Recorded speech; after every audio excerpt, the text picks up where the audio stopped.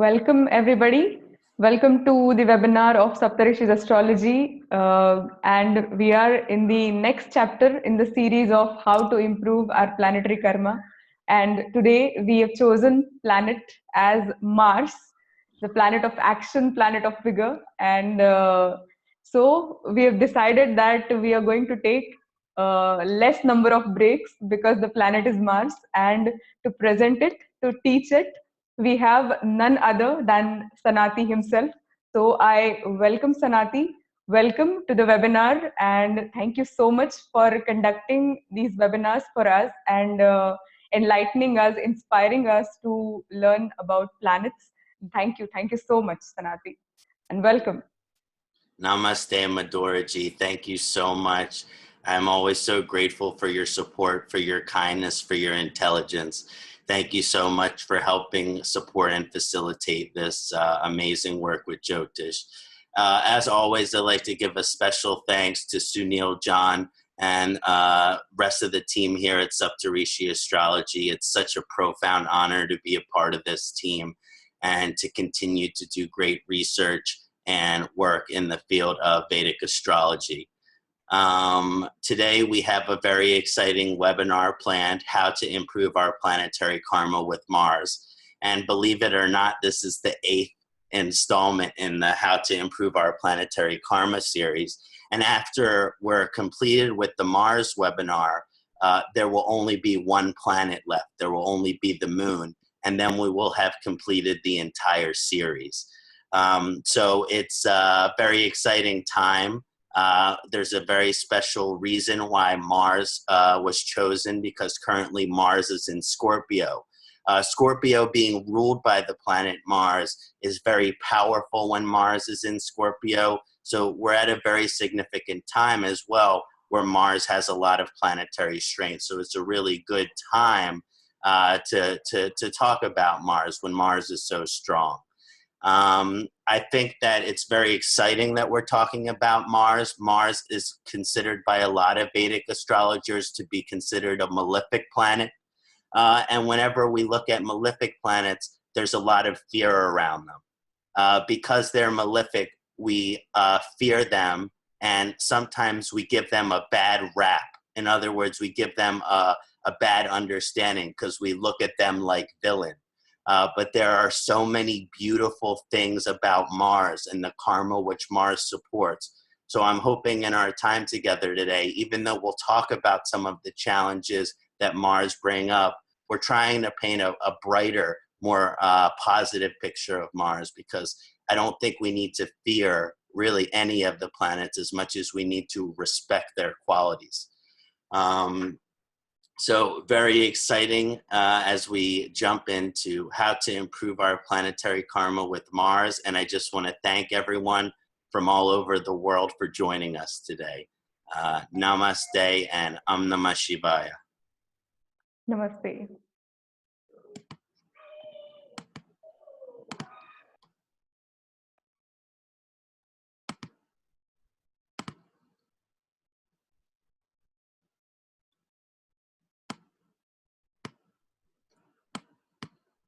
So firstly, I'd like to share that we're going to be discussing Mangala today, how to improve our planetary karma with Mangala. Mangala means the auspicious one. Also can be described Mangala, Lord Shiva.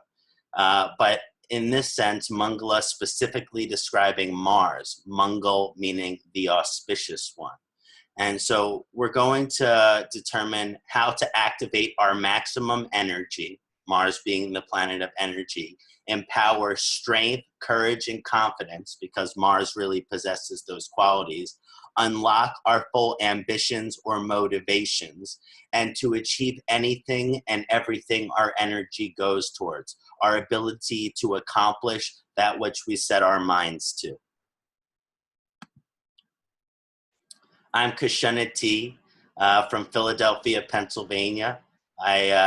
This is my website, email, Facebook page, and you can always contact me if there are any questions, if you would like to email queries in for future webinars, if there's any private support that you would need, feel free to contact me at any time. Always here to support anyone with the divine science of Jyotish. So today we've split our webinar into 6 parts. Again, because Mars is the planet of action and energy, I'm going to be trying to move through this webinar as quickly as possible today in honor of Mars, because that's the way that Mars likes things to be done. So first we're going to discuss the karma of Mangala. Then we're going to discuss the current position, the current transit of Mangal. Then we're going to discuss general qualities of Mars karma and how that is influenced by planetary dignity, the sign which Mars is traveling in. Then we're going to discuss ancient remedy, Ayurvedic remedy, and lifestyle remedy for how to improve our planetary karma with Mars. And then we're going to go over a few community examples that different members of the Saptarishis astrology community sent in, and we will pull them into the webinar live to discuss them. So that will be very fun as well. Wonderful.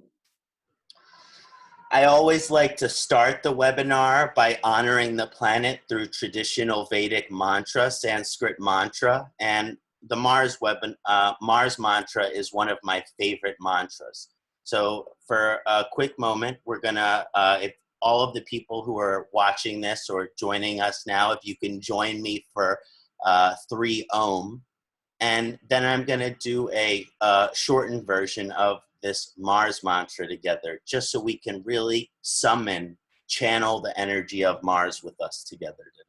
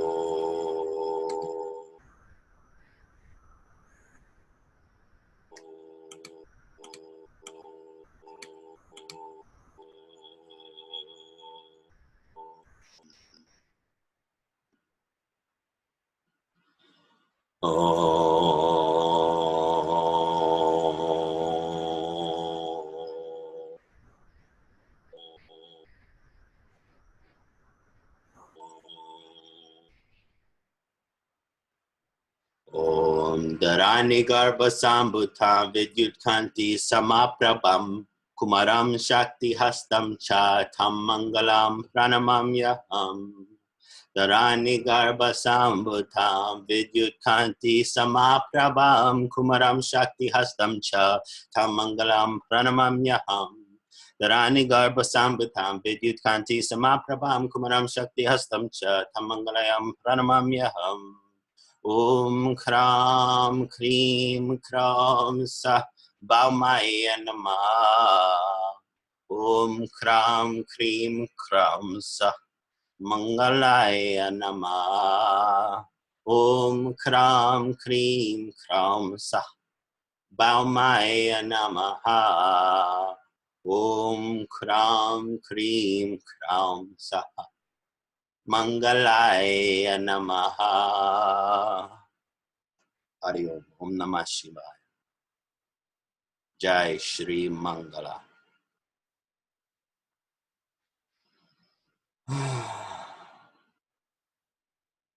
Hope everyone's feeling that Mars energy nice and strong now.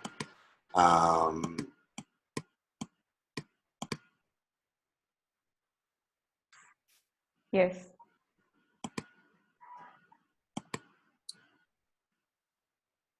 Wonderful. So now let's dive in discussing that Mars karma, everyone. So Mars has many different names, and all of those names are symbolic or expressive of the karma which Mars possesses. So we can discuss the qualities, the karmas of Mars through the symbolic interpretation of their name. This is one of the most beautiful ways to understand a planet. Mars is called Mangala in Sanskrit, which is the meaning of auspicious. Therefore, Mangala activates a karma of auspiciousness. So we have this planet Mars, which is generally considered malefic, and yet the meaning of the name Mangala means auspicious. So maybe there's something that we're missing as far as how we label this planet a challenging or malefic planet without understanding all of its beautiful qualities. Now, auspicious is a broad concept, and it's a profound concept. When you look at the Sanskrit root, the language root of Mang, it means happiness, bliss, favor, adornment. So this is what the root Mang means. That means it is an inherent part of Mars karma to provide happiness, enhance, or benefit. So when we're saying auspicious, yes, we always like to use the word auspicious, especially in astrology. But what does auspicious really mean? It means to make something better, to give something happiness, to give something a benefit, or to make it better than it was before. That is for something to have auspiciousness, to have luck, to have favor. Okay? This auspiciousness with Mangala is related to certain blessings. In other words, the auspiciousness goes towards certain blessings. One of the greatest blessings associated with Mars is siblings, particularly brothers. And then also Mars gives blessing of a leadership position, and it gives blessing of strength, courage, and confidence. This is very many different manifestations of auspiciousness. Another way that we describe this beneficial Mangala karma is that Mangala provides support. It enhances where support is needed, where there is enhancement needed. So another way that we understand auspiciousness is that something is auspicious because it provides support where support is needed. It gives what is needed. And so often Mars karma, it gets or gives what it's needed, especially when it's in a favorable position. Ultimately, to provide benefit in many different ways is at the root of Mars karma. So this beneficial Mangala karma manifests in two different ways. One is the positive side of Mars karma, if our planetary relationship with Mars is good. So I'm differentiating here. There's a higher side, a more positive side of the Mars karma, and then a lower side, a darker side of the Mars karma. There is an element of Mars which is considered tamasic. And so whenever a planet is considered tamasic, we have to address those tamasic qualities of the planet. So if Mars is in a positive position, we're talking about positive planetary dignity. So Mars being in a sign which it is comfortable with, and then also a house which it is comfortable with no negative aspects or no severely challenging negative aspects. And when Mars dignity is in this positive place, it supports a great benefit in the aim and area of life where Mars is. This means if Mars is in a positive position, let's say Mars is in Pisces, Mars is in Sagittarius, Mars is exalted in Capricorn, then you will notice a beneficial effect from Mars. It can be acting functionally benefic, which means the magic of Mars, the magic of Mangala, the auspiciousness will be really expressed strong. It will enhance, support, and give blessings to the native in whichever area of life. In the second house, it'll bless them financially. So this is just an example. That is to say that in order to receive the real positive side of the blessings of Mars, Mars has to be in good position and dignity. Otherwise, you can get some more of the tamasic effects. And when Mars dignity and position is malefic, which means debilitation, enemy planet, enemy sign, without any auspicious or supportive aspects, it can be very challenging. It can take the blessing away in that house. It can take the support away in that house because Mars is the planet of energy. And if Mars is weak, then you don't have any energy. So no energy will be given to that house. On a deep karmic level, wherever Mars sits, the native needs support and benefit in that area. So wherever Mars is, that's the area of life where you need the most support.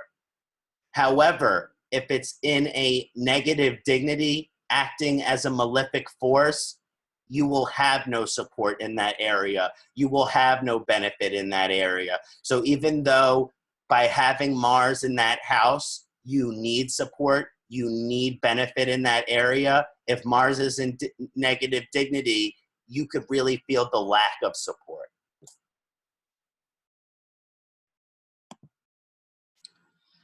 So as mentioned, Mangala is also the force of the universe, which represents action and energy. It's literally the planetary representation of these things. Therefore, Mangala activates a very strong karma that wherever Mars sits, that action and energy must be given to that area of life for our greatest spiritual evolution. So wherever Mars is positioned in our chart, we are to give action towards that area. We are to give energy to that area. That is how we improve our planetary karma with Mars. For example, if Mars is in the second house, in order for me to make money, I have to put a lot of action and energy towards that. So I have to put all of my power and strength towards advertising or marketing in order to be able to do anything with that. So wherever Mars sits, that is where, from a karmic perspective, the universe is asking you to put action and energy toward. Now, if Mars dignity seems positive, there will be a great benefit in action and energy. So when Mars has high dignity, like exaltation, friend position, in a good house, the person has robust energy. The person is action oriented. So when Mars has a favorable position, it really gives the person energy and an action orientation in whichever area of life or whichever house Mars sits. It will enhance and support the native to have the energy that they need to accomplish everything in that area. So when Mars is in a positive position, you have the energy that you need to complete the task that you need to complete.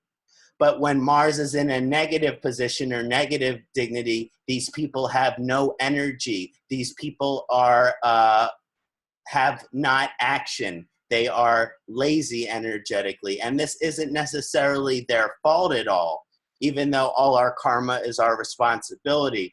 But nonetheless, when Mars is in a challenging position, it takes away the juice from our life. It takes away the passion from our life. It takes away the enthusiasm from our life.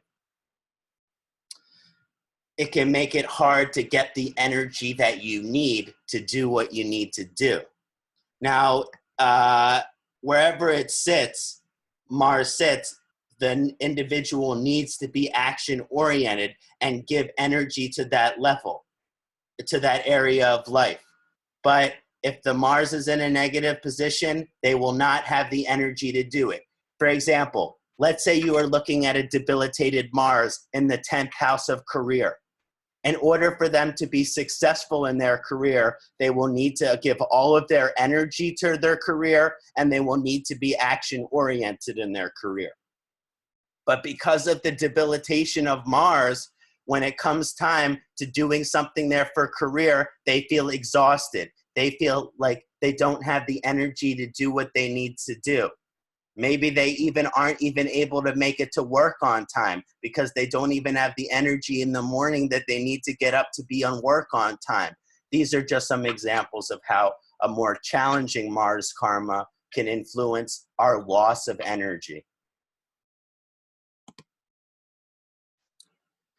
When looking at Mangala karma, there are two manifestations, a physical manifestation and a spiritual manifestation. Again, we're looking at a higher side of Mars and we're looking at a lower, more tamasic side of Mars, okay? One is manifesting on Earth, Baumayaha. Mars is the sun of the Earth, okay? and it's manifesting on a spiritual level as well by the more mystical energy which come from Mars. Another description, as I mentioned, Mars is called Kuja, which relates to the children of Earth. It is with this profound karma and energy of the son of the Earth that Mars manifests the wholeness of its physical karma.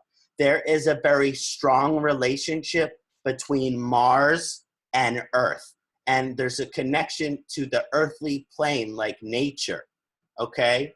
Our physical karmic evolution takes place with Mars in our ability to accomplish everything we are to accomplish in our lives and to achieve the highest position. In other words, when I say that Mars has this material manifestation, that material manifestation means that you are to accomplish everything in the material world that you can, and you are also supported to achieve the highest position in the material world that you can. Mars wants you to do everything that you can do and to achieve the highest position that can be achieved.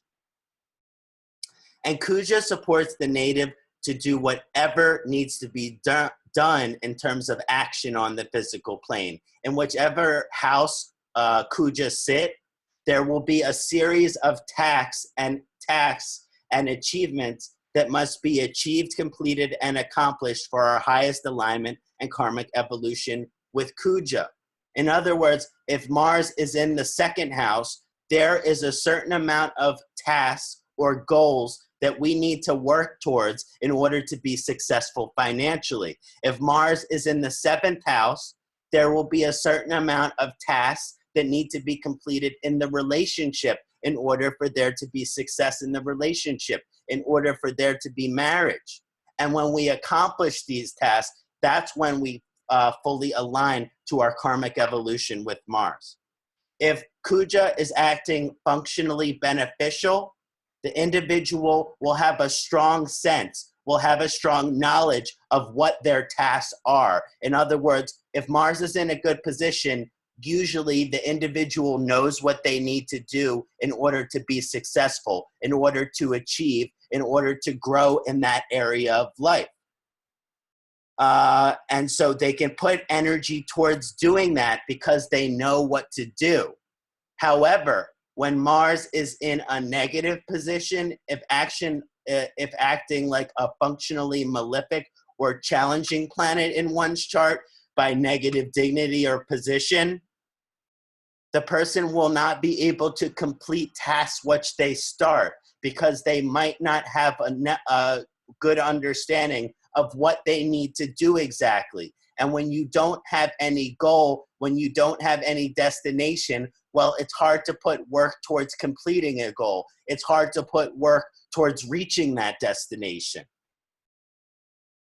So often when Mars is in a negative position, these people cannot do what they need to do in that area of life because they're not able necessarily to see what the goals are and everything on the list which they need to accomplish. So there can be some confusion as far as the motivation.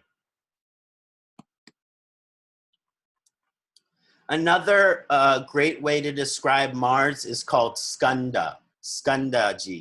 And Skanda is the general of the Devas, also Shiva's son. So this is a manifestation of Mars, which is connected to Shiva's son. Now, Skanda, which is related to the general karma of Mars, well, general is the highest position within the army. There is a reason that Mars is called Skanda. There's the reason that Mars is the Shiva son, the general of the king's army, because the general is the highest position in the army. And also the dharma of the general, much like you could say Arjuna, the dharma of the general is to win in war. Let's be honest. The dharma of the general is to win in war. And that action and energy are essential for this type of dharma. So we're setting up some few karmas by looking at the skanda. One is to achieve the highest position, like general of the army. And then the second is that dharmic vibration, which is to win, which is to accomplish. So skanda supports us to achieve the highest position in our given field of expertise and profession. That means if Mars is exalted in the highest career, you will be at the highest position within your career. The exaltedness, if Mars is in the, I've seen this, where people have exalted Mars in the 2nd house, exalted Mars in the 10th house, and they are the CEO of their own business. It represents that they are to achieve the highest position in their given field. If someone has an exalted Mars in the 7th house, their partner is dominant in the relationship. It's just it because their partner has achieved the highest position. It even manifests romantic, where if someone has exalted Mars in the 7th house, often their partner is in charge, or they joke that the partner will wear the pants in the relationship. So whenever Mars karma is strong, it activates skanda, and it helps you to achieve the highest potential as far as the position in whichever area of life that Mars influence. And that's on the positive side of skanda, because the general does have some positive qualities, but also the general is a militaristic energy.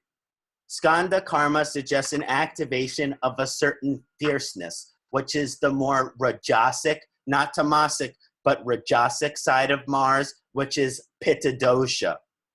And that pitta dosha influence of Mars and skanda is associated with war, is associated with battle, is associated with fighting. And it's also associated with courage and confidence. And therefore, the skanda karma, wherever Mars sits in our chart, supports us to be courageous like an army general and to be willing to fight for the right or just cause. Usually people who have strong Mars position, they're very confident, they're very courageous. And usually people who have weak or challenged Mars position, they struggle with confidence. They are struggle with doubt. They are more humble, which is on the positive side, but on the challenging side, they can also have trouble with their confidence or courage. A good general, skanda, also has good war or battle strategy. In other words, a good general is also smart about war. And that on some level, a good general knows that you can't win every battle. That is why you say, he who fights and runs away lives to fight another day. Sometimes we lose a battle, but that is not what matters. It's whether we win the war. And Mars carries this similar energy in that it can see the big picture. It might lose an individual battle, but it knows that the war is the bigger picture. The highest evolution of this general skanda karma is courageous and willing to fight for the right cause, almost like a spiritual warrior. On the positive side of this energy, the Mars is the general, which is fighting for righteousness. And so they will pick their battles wisely. And this is symbolic because now, for the time that we're living in, not all of the battles that we fight are physical. Sometimes we fight emotional battle. Sometimes we fight spiritual battle. Sometimes we fight battle with our inner demon or with the darker side of ourself. But when the Mars karma is strong, it is not and positive. It's not about the individual battles, which we must win every battle, but the wisdom to know that you must pick your battles wisely and that it's really about the war and not the individual battles. Many of the wars and battles we fight in life are not physical battles of bloodshed and terror, but spiritual battles between the higher version of ourselves and the lower version of ourselves. As well as we have battles against our enemies. We have battles against setback, challenges, and obstacles in life. Ultimately, on a very powerful level, Skanda, Mars karma, activates us to win the war in our life. And wherever Mars is, it can show where we have war. It can show where we have to have battles. Sometimes people have Mars in the 7th house in a challenging position, and they go through very challenging divorce. And at some point in their relationship, they feel like they are in war with their partner, and they don't feel like they win the war until the divorce is over. If you have challenging Mars in the 10th house, then sometimes you have challenges in your career. You have many battles that you have to face. To achieve your highest position in your career, it is like having to win a war. But when the Mars position is strong, when the dignity is strong, it gives us the action and the energy that we need to win the war and the wisdom to pick our battles wisely.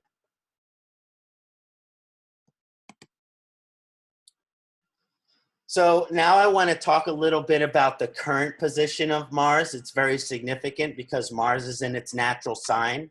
Mars entered its natural sign of Scorpio on January 18, 2018. And Mars will transit into the Jupiter-ruled sign of Sagittarius on March 8th. So in about 9 or 10 days. Whenever a planet enters its natural sign via transit, like Mars entering Scorpio, the graha becomes incredibly powerful and fully expressed in its quality. Some Vedic astrologers believe that a planet is more powerful in its natural sign than in its exaltation sign, that the exaltation represents where it's most comfortable, but the natural sign represents where it's most strong. So Scorpio could be one of the strongest positions for Mangala in the chart. When Mars is in Scorpio, it creates powerful vibration of curiosity, passion, research, investigation, and transformative energies. Noticing the individual natal Mars position in everyone's various charts, as well as the position of Scorpio in the chart, will show whether this influence of Mars in Scorpio will be beneficial or challenging for the native. So if you have a good Scorpio energy in your chart, if you have a good Mars energy in your chart, this will probably be a beneficial transit. If Mars is in a challenging dignity, if there are some challenging planets in Scorpio in your chart, this could be a more challenging transit. But for all people, this is a time of great curiosity and a desire to investigate those curiosities.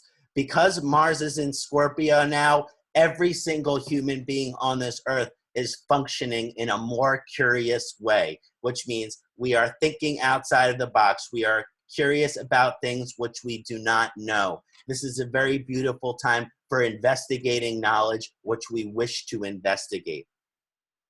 And in the process of investigating those curiosities, a profound transformation takes place. Scorpio is one of the most transformative vibrations, so we're also in a highly transformative time. When you investigate what you are curious about, you will transform as a result of what you found. The investigation transformation relationship that is activated right now creates a specific transit of rebirth, in which certain individuals are reborn during this transit of Mars in Scorpio, especially those with strong Scorpio influence. The transformation that takes place as a result of the investigation is profound. The person will be born and they will never be this, will be reborn and they will not be the same individual. The older, lesser version of themselves, the lower version of themselves, it goes through a symbolic death, which is the death of all of the aspects of yourself which are not your higher qualities or your lesser self. And when that lesser self goes through death, the person who is waking up the next day is reborn without those lesser qualities and is a much more spiritually evolved, mystical version of themselves. So now we're going to look at Mars through all the different signs, because we all have different positions of Mars in our chart. And how can we know how those unique influences are being manifested? So first, I wanted to say that Mars is exalted in the Saturn-ruled sign of Capricorn. I've always found this incredibly interesting because Mars and Saturn, Capricorn's ruler, don't always work well together. So it's a very unique exaltation, which we'll discuss in detail. And then Mars is also its natural sign, Aries. And when it is in degrees 0 to 12, it goes through a mula tricona, a partial exaltation. So even though Mars is natural sign in Scorpio and Aries, that Aries is even stronger for Mars, especially when Mars is in 0 to 12 degrees. Like the person who ran for president here, Senator Bernie Sanders. Senator Bernie Sanders had strong Mars mula tricona. And it was retrograde too. Really interesting Mars. So as we discuss the Mars exaltation, when Mars aligns to Capricorn, it creates a very auspicious and unique vibrations. But whenever we're talking about a malefic planet being exalted, there's always a mixed effect. Even though there will be a benefit from the exaltation, a challenging planet is very strong. So that will also have its challenges as well. This particular exaltation is fascinating because, as we mentioned, Capricorn rulers Saturn is sometimes considered an enemy to Mars, and at the very least is considered a neutral planet to Mars.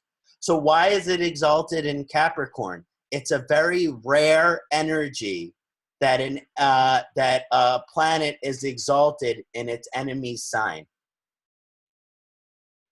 Whenever we have an exalted but malefic planet, there is a mixed effect. And as I mentioned that, even though this is an exaltation, you're still going to get some challenges just by the sheer power of Mars. Now, in the case of Mars and Capricorn, on the positive side, it creates a vibration of never letting adversity get you down. These people are so resilient. They are the perfect example. If you fall off the horse, you get back on, no matter how many times you fall off the horse. And actually, this is the people that overcome adversity, no matter what the adversity is. These people are profoundly resilient. And so they never let adversity get you down. They are determined, they are steadfast. And it gives an incredible ability to conquer and overcome all challenges and obstacles. Now, because Mars is exalted here, there will be many challenges and obstacles for the individual throughout their life. Exalted Mars give challenge and obstacles. But the great thing about exalted Mars is it gives the challenge and obstacle, but you are meant to overcome it. And yes, there is adversity, but when you overcome that adversity, the grass is greener on the other side. So exalted Mars does not mean no challenges or adversity. It actually increased challenge and adversity, but gives great reward for our ability to overcome that adversity. And these people usually conquer and overcome many of their life challenges with great reward. And exalted Mars also support great enthusiasm, discipline, and action orientation in whichever house Mars influences. So these people really have a lot of power in whichever house Mars sits. The challenge of exalted Mars is there is often an incredibly strong Pitta vibration. And when you have Mars, one of the strongest Pitta planet, which is exalted, oftentimes there can be excessive amounts of the Pitta dosha, too much Pitta dosha.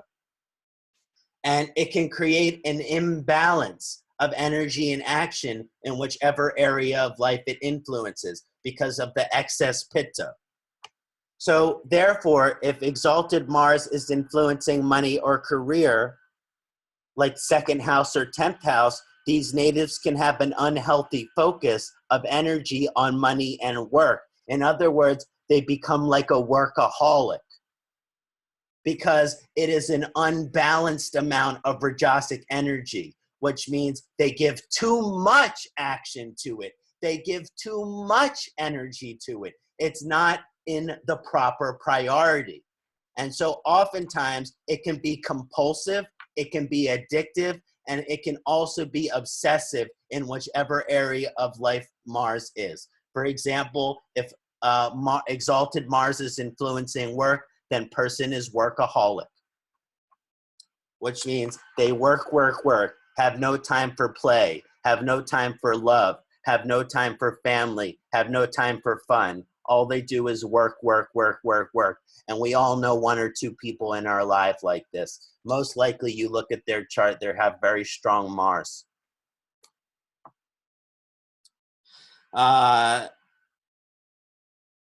Another challenging thing, just to summarize again, the exalted Mars gives the individual the power to overcome all of their adversity, but at the same time, it means that the life will have a lot of adversity that need to be overcome. When we're looking at Mars in Aries, which is Mula Trikona, Aries' primary karma is of action. It is doing what needs to be done, progression, advancement, and accomplishing with the action and energy. So this is part of the reason why Mars is in Mula Trikona. It's because Mars represents action and energy, and Aries is about doing what needs to be done. So this action energy is very strong with Mars in Aries. Mars aligned to Aries supports very positive energies of the ability to do what needs to be done, as well as the ability to be good at setting goals, but also with setting goals, the ability to meet those goals, the ability to accomplish those goals. And also Mars in Aries is very supportive to advance, prosper, and succeed wherever Mars in Aries is. Usually where Mars in Aries, the people will have a lot of success in that area.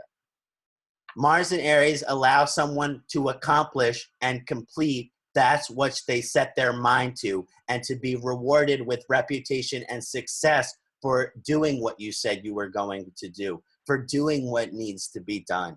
So Mars in Aries, it's a really positive vibration for an ability to do whatever you try to do.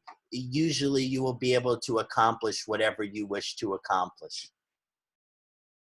Mars in Aries, however, similar to the exalted Mars, can create challenges associated with the Pitta dosha. Mars in Aries can create what I call the Energizer Bunny effect. The Energizer Bunny effect, which is basically a commercial here from the United States, which is a pink bunny, which has a battery on the back of it, and the battery is always on. So the bunny is always shaking. The bunny is always moving. The bunny is never turned off. The battery is never turned off. This is very similar to the challenging vibration, which we notice when Mars is in Aries. Mars is in Aries creates an individual which is full of fire, passion, enthusiasm, and energy. And all of those things are positive, but not when you can never turn it off. Not when those things are always, always on and you have no escape from them. That can be challenging. Now, if the native has control over this Energizer Bunny effect, it can be very positive because they can put passion and enthusiasm to whatever they need to. But without proper utilization or control over this energy, the native is left with a lot of undue, unsettled, excessive amount of energy that they can never turn off. In other words, sometimes for those with Mars in Aries, especially if it's retrograde, that these people are always in go mode. They can never slow down, take it easy. They are just go, go, go, go, go, go, go, like a jackrabbit.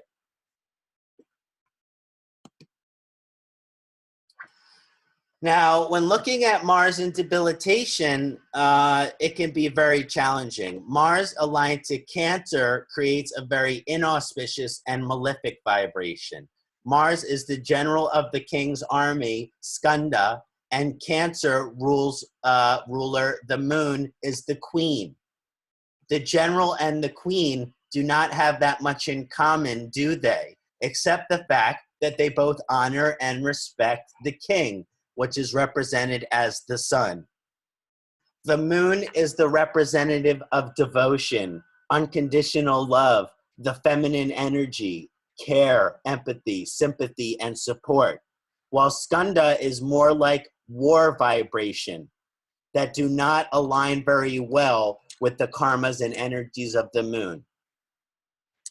Mars in Cancer often brings difficult karmas and challenges to the family, specifically the mother, home life, homeland, property, relationships, and health. Mars debilitation can cause many challenges in whichever area of life it sits, but it usually causes certain challenges with the mother, with the home life, and with romantic relationship. And so depending on which house the debilitation influences, it can destroy the favorable quality of that house. So a debilitation of Mars in the 7th house can make it very hard to be happiness in marriage. For debilitation of Mars in the 10th house, it can be very hard to be happy with the career. Not impossible, but you have to align to a certain frequency in order to be able to experience pleasure there.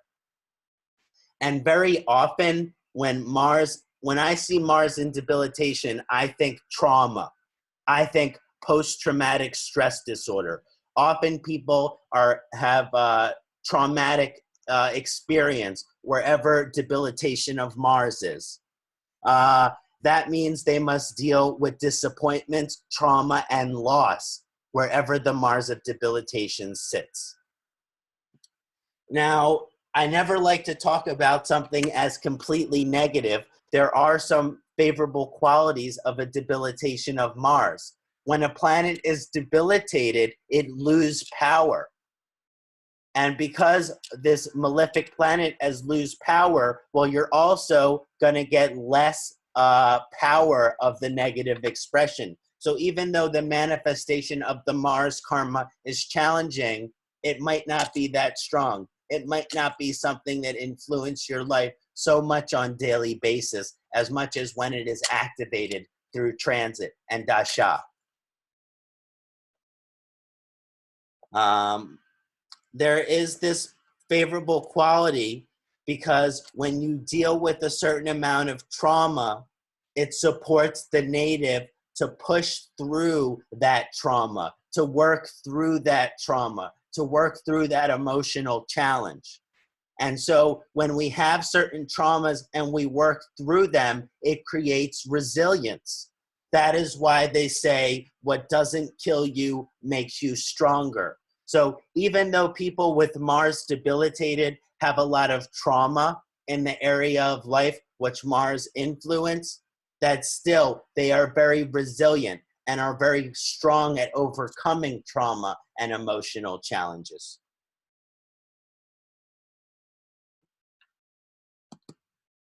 Madhuraji, do you think now would be a good time to take maybe a 3 to 5 minute break? Sure, we can take that. Okay, great. Wonderful.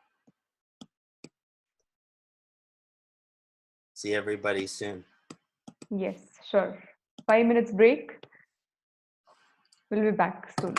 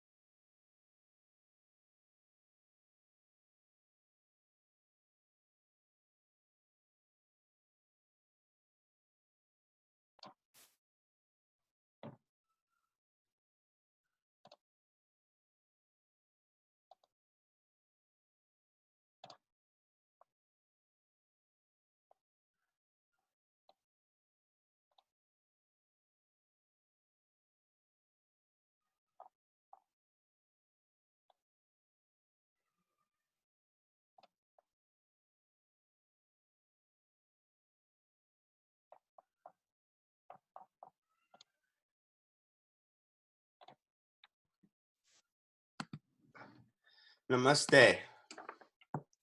Namaste.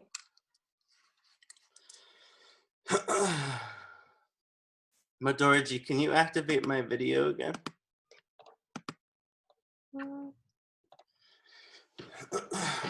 Okay. Yes. Thank you.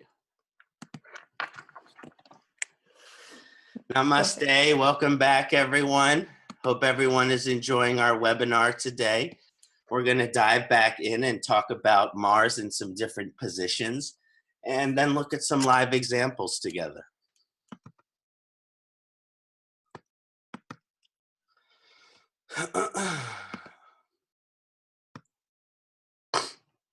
So Mars has pretty auspicious and favorable dignity in the sun-ruled sign of Leo.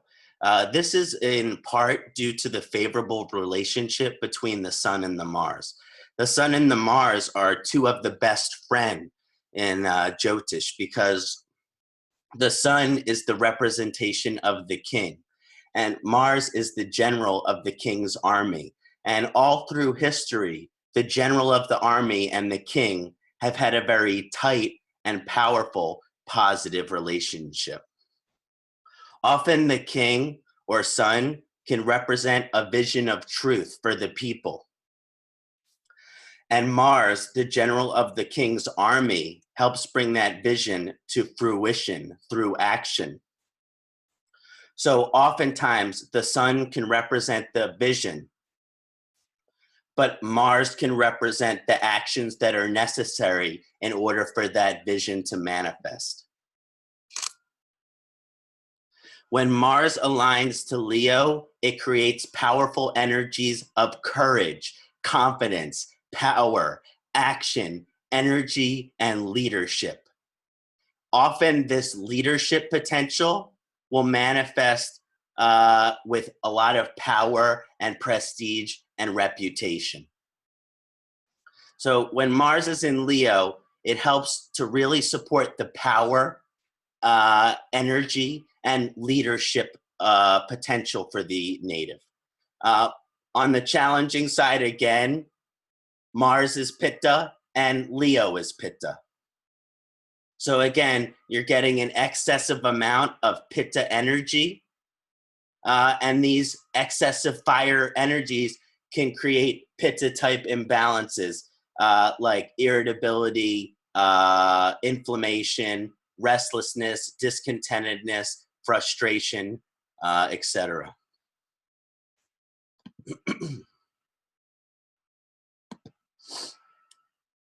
Okay, so Mars has a very auspicious dignity and karma in the Jupiter-ruled signs of Sagittarius and Pisces. This is partially because there is a very favorable and friendly relationship between Jupiter and Mars. Jupiter is great friend with Mars. Mars is great friend with Jupiter. And so again, these are two of the best friends. You wouldn't necessarily think the general and the guru, how they can be great friend to each other, but they are actually essential to the manifestation of potential. In other words, when these two energies are combined in a positive way, it is a much more positive energy than any one of those energies on their own. Mars, the general of the king's army, and Jupiter, the guru or spiritual teacher, have always had a favorable karma with each other. It can be said that these energies supplement or complement each other in a very profound and meaningful way. Looking at both inauspicious manifestations of planetary karma. So now we're looking at the lower side of Jupiter on its own and the lower side of Mars on its own to understand why these two energies are so favorable when they are combined together. When we look at the lower manifestation of Jupiter energy, let's give the example of an awakened and enlightened spiritual teacher. But also that spiritual teacher has succumbed to laziness and a lack of integration or implementation of that wisdom into the action or material world. So in this lower vibration of Jupiter, we're looking at a spiritual teacher who sits in a blanket all day at an ashram, and there are no actions that help make the world a better place. Yes, this guru possessed great wisdom, but what good is that wisdom if you can't do anything with it? If you don't make any positive difference with it, what good is that wisdom anyway? On the lower side of the Mars energy, we think of a profound warrior, the greatest general, the greatest warrior that there ever was. But this warrior loves alcohol. This warrior loves tobacco. This warrior loves meat. And this warrior loves sex without marriage. The warrior loves all of these things, which are tamasic, even though he is the greatest warrior. The higher level of one of the grahas highly promotes the lower level of the other planet. So what you find is one of the most complementary energies. The higher energy of the guru takes away the tamasic desire of Mars. And the higher energy of Mars gives this guru action and energy to actually make a difference in this world. Mars in Sagittarius embodies and magnifies strong moral and ethical potential. These people are very strong with their moral and ethical beliefs. It allows the higher self to shine through moral and ethical action. These people not only talk the talk as far as morals and ethics, but they really walk the walk. They let their actions speak louder than words. People with Mars in Sagittarius, they are really good people through their action. And this conjunction also supports a freedom fighter or a spiritual warrior vibration. Pejoratively, someone who fights for freedom, fairness, equality, and justice. Someone who believes in all of these things and will fight for that because those things are righteous, those things are moral, those things are ethical. I love Mars in Sagittarius because a lot of people will believe certain moral or ethic, but when it comes time to stand up for them, they don't have the strength. But when Mars is in Sagittarius, it has courage, it has confidence to fight for what is fair, to fight for what is right, to fight for what is equal. But again, Sagittarius is a fire sign, so we're having a double pitta vibration. So these people are very opinionated. They are very confident and expressive of their opinion. And sometimes that could come off like sharp. It can come off very sharp. So these people are very strong in their opinion. And sometimes that can manifest as judgment or condescending towards others. Mars in Pisces, I really like as well, probably because that's my position in my chart. So now I have let everyone know I am Aquarius Lagna, but I have Mars in Pisces in second house. So this is my personal position for Mars, and so I can appreciate it.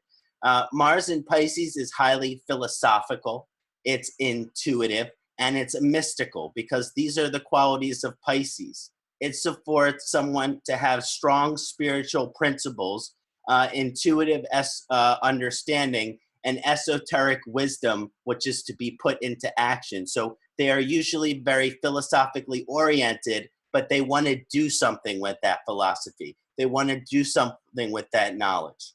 That's why this conjunction is highly applicable for working with Jyotish, working with Ayurveda, working with mysticism, working with religion, working with philosophy.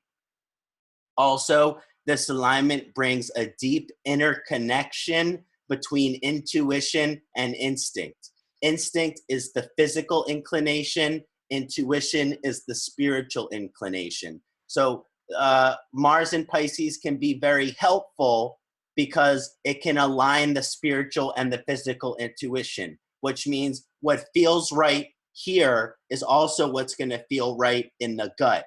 It's going to feel right in both of these places. So that can be really positive because you feel something physically, but you also feel something intuitively as well. Like that's how you know that it's right. Like sometimes when a teacher would ask a question in class and I knew what the answer was, not only would I know what the answer was intuitively, but I could feel it in my stomach. I would start shaking and my stomach would start making butterfly noises. So it's also that you're kind of feel this like physical and spiritual sensation to deliver something, to share something, to give something.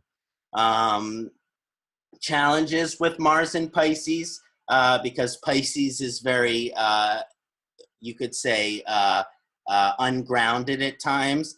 It can include impulsivity. So Mars and Pisces could show impulsive behavior, stubbornness, and also random thinking. In terms of Mars and Pisces intuition. So oftentimes, sometimes with Mars and Pisces, the individuals have random thoughts. You know, for example, I might be working about on Jyotish, and all of a sudden, because of Mars and Pisces, I start having some random thought about this stranger I met 3 days ago while walking in the street. It's like all of a sudden your consciousness is thinking about someone else. So it can cause some what you might call in the West ADD. So Mars, that was all of the positive positions for Mars. Now we're going to look at some of the challenging positions and some of the neutral positions. So Mars has a very challenging dignity and karma in the Mercury-ruled signs of Gemini and Virgo. This unfavorable karma is attributed to the enemy relationship between Mercury and Mars. Mercury and Mars, they usually don't get along well with each other. However, Mercury does better with Mars than Mars does with Mercury. Mars really doesn't like Mercury. Mercury is maybe more neutral to Mars. Mars does not really enjoy Mercury. Now, this is because Mars is the general of the king's army. Picture a general, and Mercury is the emblem of intelligence, Buddhayaha.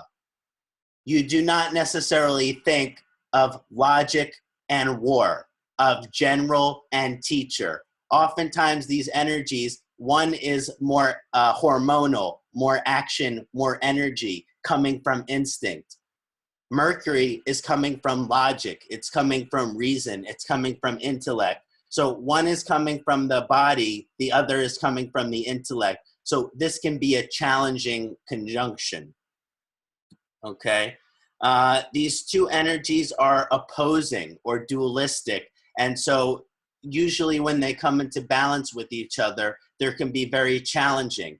I will, however, say that some people can really manifest this energy in a positive way, in which their instinct and their logic are in alignment with each other. But oftentimes it can create a challenge. Do I do what feels right, or do I do what makes sense?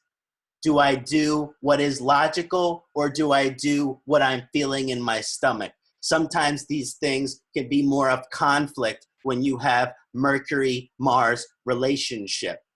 And so also specifically through Dr. Vasant Lad, he used to teach me that because Mars is connected to the Rakta and the skin, that Mercury and Mars, when they're combined in a chart, can create a kave gunya, vulnerability in the skin. And so sometimes Mercury, Mars combinations, if they're in the first house, sixth house, eighth house, these person have skin problems, or an Ayurvedic disease, we call this kushta. Mars in Gemini creates a vibration where the person has great diversity and variability in their actions. In other words, they do lots of different stuff. People with Mars in Gemini are always doing all this different things, all this different stuff.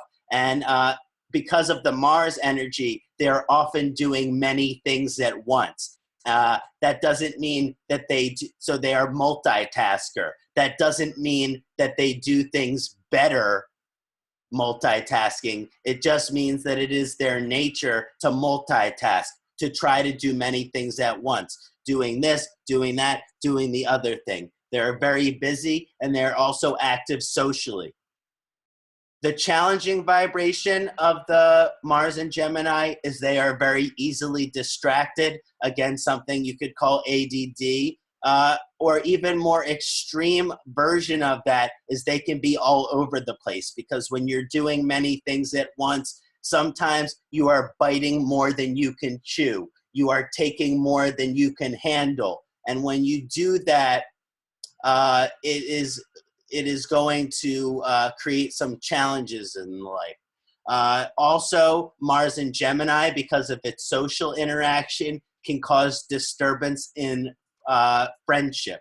What that means is there's a lot of passion and enthusiasm towards friendship, but it's also, with the Mars influence, it's either a love or a hate relationship. So oftentimes people with Mars in Gemini, depending on the position, they get in fight with their friend. They get in argument with their friend. Because also by having Mars in Gemini, it can make the communication aggressive. Now, when Mars is in Virgo, it's very idealistic, intense, and is keen towards observation. It can create certain favorable vibrations. I've seen Mars in Virgo manifest positively of having a quick mind when focused on one specific task. Notice that I mentioned one specific task. These usually are individuals, if they set their mind towards one thing, they should have a quick mind to be able to understand it. But due to Mars influence is strongest when the task is physical or action oriented. So it's most strongest for Mars in Virgo when the task that they have to do is a physical task and not an intellectual one. They might have to use their intellect in order for the physical task, but it's great when the task requires physical action. Also, Mars supports Virgo to be physical with its intellect, and so often physical expressions of intelligence are very supportive, like dance, yoga, and comedy. So for people with Mars and Mercury sign, Virgo, Mars-Mercury conjunction, I always recommend dance, yoga, and comedy to improve our planetary karma there. Now, however, the more challenging vibrations of Mars in Virgo can include an aggressive perfectionism. Sometimes this action with perfectionism is like someone who is running in circles trying to make something perfect, but if it can't be made perfect, they're still going to try. So that's why I said aggressive perfectionism. You could say, instead of aggressive, passionate.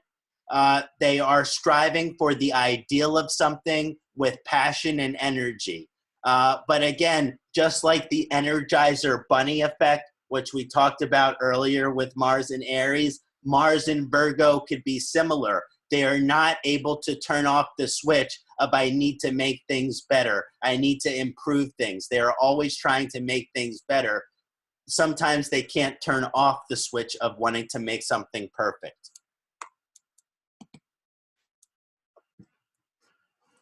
That is why I recommend for those with Mars in Mercury sign that once something is 80 to 90% complete, then you are completed it. Then you are done. Don't even try to make it 90 to 100% perfect, because there is so much of striving towards perfectionism that you will never think that you've gotten there, even when you have. Just try to do a good job. Don't try to do the perfect job. Mars has a neutral dignity and mixed karmic effect in the Venus-ruled signs of Taurus and Libra. This is a neutral conjunction, and mixed karma can be attributed to the variable relationship between Mars and Venus. Many Jyotisha consider Mars and Venus to be enemy. Many Jyotisha considered Mars and Venus to be neutral. And in my observation, sometimes Mars and Venus can benefit something initially, but challenging it in the long term. So usually there is some positive effect and also some challenging effect when you have Mars in this relationship with Venus. When we're looking at the general of the king's army and Venus, which is the top advisor to the queen, also sometimes called the princess, this relationship can often be described as a hot and heavy love affair between a beautiful, refined, sophisticated woman, which is Venus, and a brute, aggressive, yet well-honored and respected war general. This is a passionate love affair between the princess and the general. But even though they are very attracted to each other, they have nothing in common. And so initially, these two energies, they feel profound passion and inclination towards each other. Like magnet, they feel attraction to each other. Oftentimes in the beginning, when a Venus-Mars karma is activated, there is passion, there is energy, there is enthusiasm. It could even be described as sexy. And this passion and inclination towards each other is very strong. But soon thereafter, the love affair, they realize that they do not have much in common, that they do not have anything in common. There is nothing for them to talk about. There is nothing for them to discuss. After they make love with each other, they are sitting in bed together, and there is nothing for them to discuss. They're just awkward. And that is the main reason that the Mars-Venus relationship can be described as hot and cold karmic effect. Because initially, there is a lot of attraction. There is a lot of magnetism between Venus and Mars. The attraction that the beautiful woman has to the masculine general and vice versa. But after that physical passion fades, the relationship or karma becomes very cold because there is nothing in common between those forces.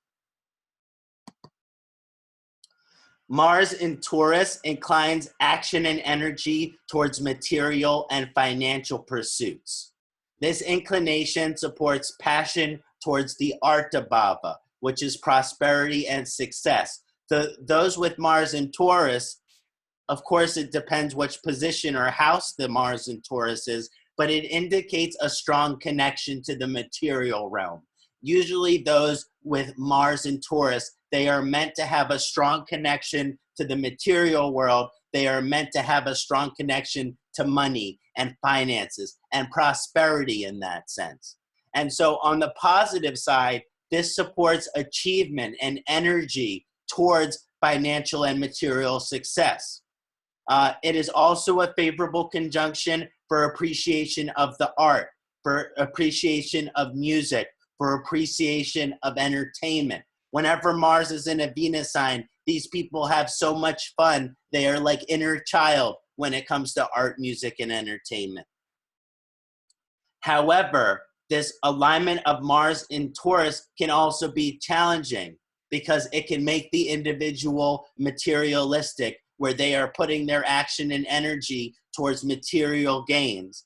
That means they can be influenced as a workaholic, they could overspend, or they could be frugal, and they can also have difficulties related to money because there could be some selfishness. So oftentimes the positive side of Mars and Taurus, these people are very successful in the work that they do. They're usually successful financially, but they have to be very careful about being frugal or being selfish financially.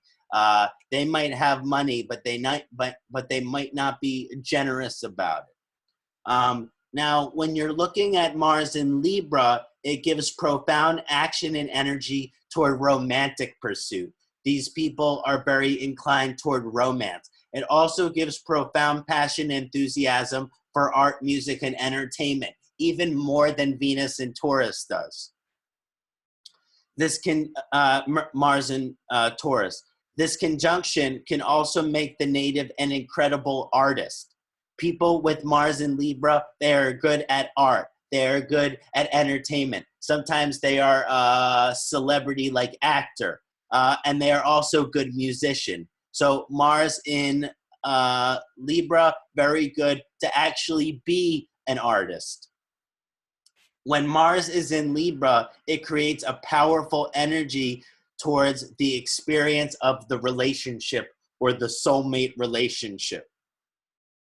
And often this creates a karma in which there are many lessons along these lines. So usually those with Mars in Libra, they have some lessons around relationship, romance, and partnership, which means often they can experience romantic challenges, heartbreak, and multiple marriages are also possible.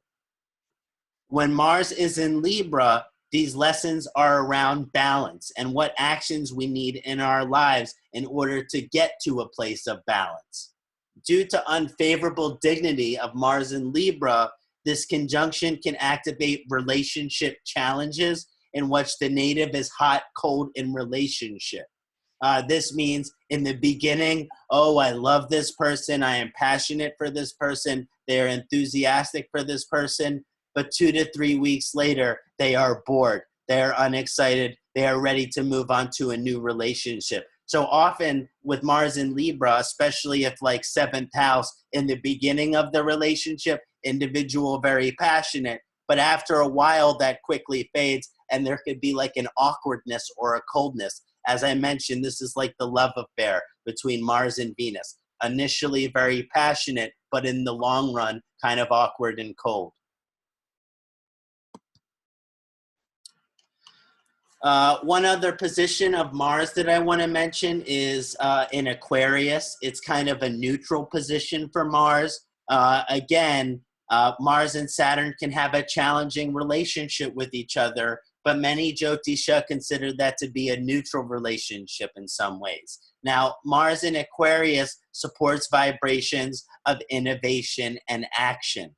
These people have an innovative idea and they are able to put it into action. So these people are kind of setting new trends in whichever area of Mars, every area of life that Mars sits.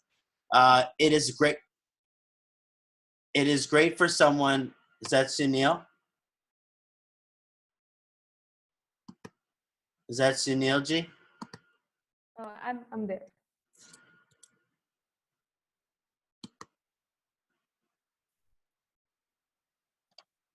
Hello.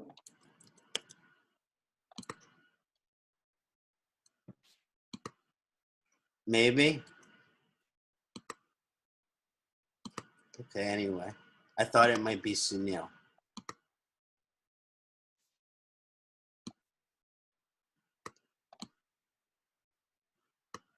Hello, you will have to start my video now because you are the host. Okay. So I will just continue along these lines. Sure. So Mars in Aquarius is really great for someone to bring innovations into the world that benefits large groups of people. So oftentimes those with Mars in Aquarius, they can bring profound changes into the world with their unique intelligence, which is able to see a new trend. These innovations can change the daily lifestyle of other people and make profound impacts on society. So the innovation which those with Mars in Aquarius bring can really make big changes in the world. Mars in Aquarius individuals are highly pragmatic, which means if it works, it works. If it's not broke, you don't need to fix it. And they find themselves putting action and energy towards whatever is working at that time. So they kind of follow the flow of energy. Challenging vibrations of Mars in Aquarius can include certain delays throughout one's life and lack of recognition for one's work. So even though the individual with their consciousness is ahead of their time, nonetheless, they still might not get the recognition that they need for the future that they are able to see. So I wanted to talk about Mars in retrograde. Mars retrograde is not necessarily one of the most common retrograde, but it's extremely important to understand because it still happens and it's a very unique energy. Now, as I mentioned, it's less common, and so it is considered a rarity when this phenomena happens. But when those have Mars retrograde in their natal chart, it creates an extreme individual, a very passionate, enthusiastic, and intense individual. Depending on the position and dignity, you will see which area of life that person is extreme and passionate towards or in. But when Mars is retrograde, makes for a very intense and extreme passionate individual. One of my favorite examples is the Bernie Sanders. He ran for president against Donald Trump, and he was extremely passionate, enthusiastic, and extreme individual. And he had Mars retrograde in Aries. So he's a very good example of this Mars retrograde energy. And when Mars retrograde has good dignity and position, it supports powerful revolutionary energies. Often these people are trendsetters, but they are outside of the box. Their power is kind of attracted to the minority. So oftentimes with Mars retrograde, the minority is attracted. And that is part of the reason why Bernie Sanders did not win the presidency. Because even though many people were attracted to his revolution, it was still the minority. But it creates a magnetic vibration and lots of passionate energy. And even when Mars retrograde, the expression is unusual. So when Mars retrograde, usually where the person coming from is outside of the box, unusual, revolutionary, or strange. But it doesn't matter that it's a minority opinion, because if the Mars is in good dignity, even though the opinion is of minority, it can be received well by a larger group of people. In other words, before Bernie Sanders became a possibility for president, 20% of the people knew about him and agreed with his vision. But then as he began to express his vision, more like 30% of the country, 40% of the country began to agree and align with his vision. Now, when Mars retrograde has poor dignity and position, like enemy position, it can create an unbalanced, radical, extreme thoughts and actions. So these people are extreme, but not in a positive sense. They could be unbalanced. It can create intense aggressiveness. Mars in enemy position retrograde makes individual very aggressive. And due to the retrograde, that aggression could be repressed or suppressed. It could be inside of them. It might not be manifesting externally. And that could mean it could lead to an explosion of aggressive energy.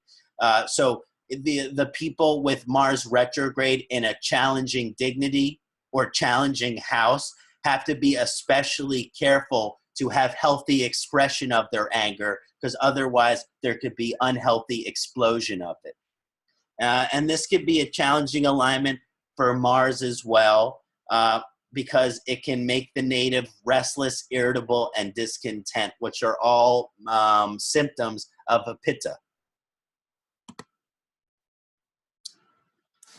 So when we're looking at the combustion of Mars, Mars is combust when Mars and Sun are within 10 degrees of each other.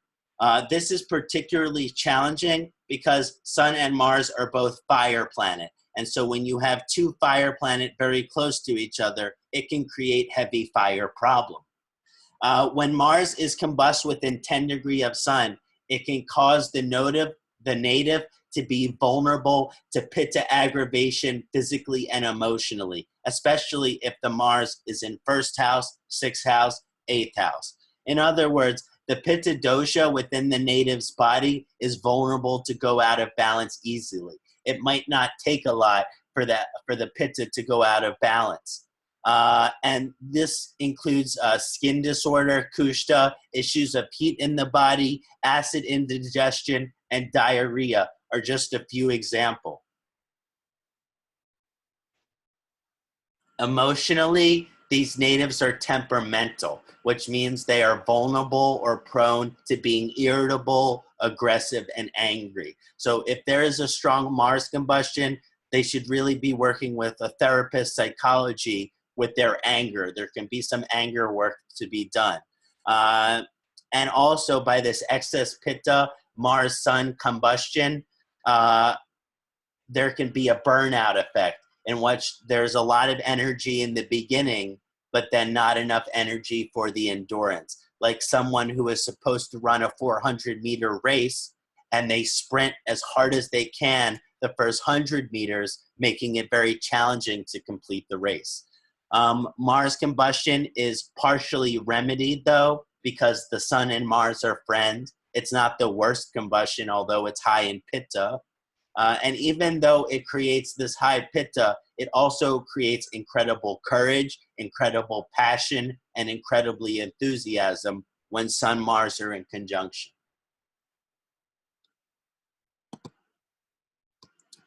Okay, so that was the discussion of all of the different positions of Mars in the different signs.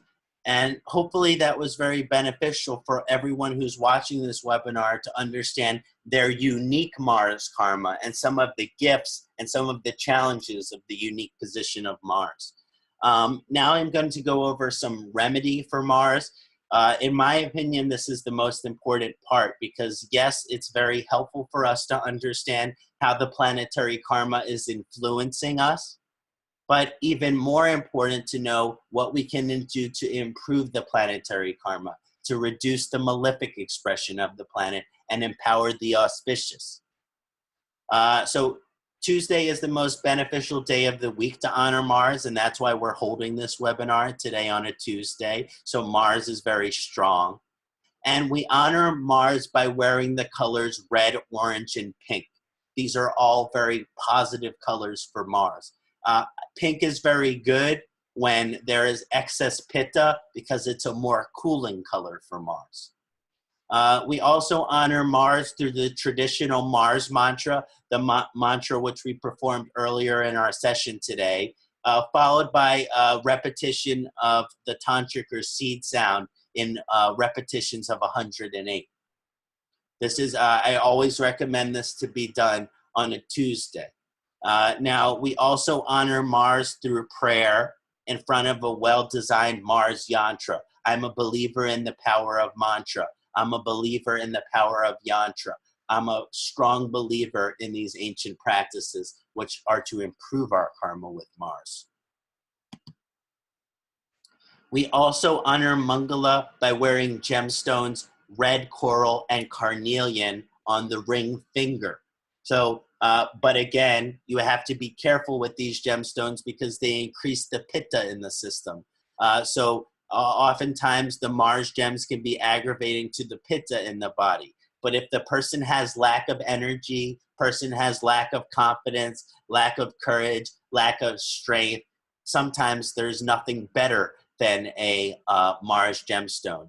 I actually have a carnelian mala with Rudraksha here just to help support me to be action and energy oriented in my life. I have a strong Saturn so I can move kind of slowly throughout my life. So it's really helpful to have these carnelian to help support my action and energy. Generally, Mangala gemstone is worn in a golden setting, as I mentioned, on the ring finger. Traditionally, there are two methods to understand the wearing of gemstone. Sometimes it's as simple as the right hand for female and the left hand, right hand for male, left hand for female. But my preferred method is that the right hand is used to increase the overall energy of the planet and the left hand is used to decrease the malefic expression of that planet. So if the planet is in a positive position in your chart, functionally benefic, you can wear it on the dominant hand. If the planet is malefic and you just want to reduce the negative qualities, I suggest wearing it on the non-dominant hand. We also honor Mars through honoring Hanuman. There are many devas which are associated with the different planets, and the primary deva which I associate with Mars is a Hanuman. So we always honor Mars when we honor Hanuman. And my favorite Hanuman prayer is the Hanuman Chalisa. One of the best things that we can do to improve our planetary karma with Mars is to perform the Hanuman Chalisa. And even if we can't perform it, to listen to it as well. Highly auspicious. We also honor Mangala through honoring various incarnations of Vishnu, specifically Narasimha. Narasimha is the incarnation of Vishnu, which is a hybrid between a man and a lion. And basically, Narasimha was sent here to remove all wickedness from the earth and end spiritual and religious oppression. So that can be some of the energy by honoring Narasimha, which is this spiritual warrior, which to fight all wickedness from the earth and to remove all spiritual oppression. We also honor Mangala through honoring Kartikeya, Murugan, Kumara, or Skanda. Again, Skanda is Shiva's son and the Lord of War. We also honor Mangalaji through offering red rose, red sandalwood, other red herbs, and red or pink leather clothing to our siblings, particularly our brothers if possible, but also friends and the needy is auspicious. Now we want to look at some of the more Ayurvedic improvement for our karma with Mars. As mentioned, Mars is a Pitta dominant or fiery planet. We talked about lots of conjunctions of Mars that aggravate the Pitta dosha. If those aggravations of the Pitta dosha are strong through Mars in a fire sign, Mars with a fire planet, Mars combustion, Mars retrograde, it's going to be very beneficial to do these kind of Ayurvedic remedy for Mars. So therefore, when we are looking at health difficulties that relate to Mars, we are looking at Pitta type. This means there is excessive amounts of Pitta type qualities, also called gunas in Sanskrit, within the human body. The primary gunas of Pitta include hot, sharp, and light. These qualities, just checking on Madhura. These qualities are, yes. hi, Namaste, Madhuraji. Is my video, for some reason, I think my video might have disappeared.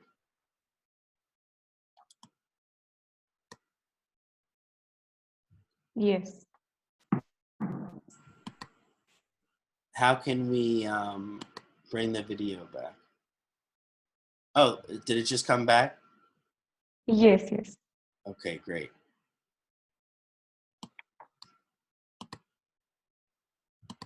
Great, okay, going back to presentation. Yes. So, as mentioned, when dealing with Mars, it's important that we address issues of heat, sharpness, and lightness within the body. And these qualities of Pitta are balanced using opposing qualities, which include cool, hima, soft, mrudu, heavy, guru. So these qualities of cool, soft, and heavy can be very balancing for the Pitta dosha.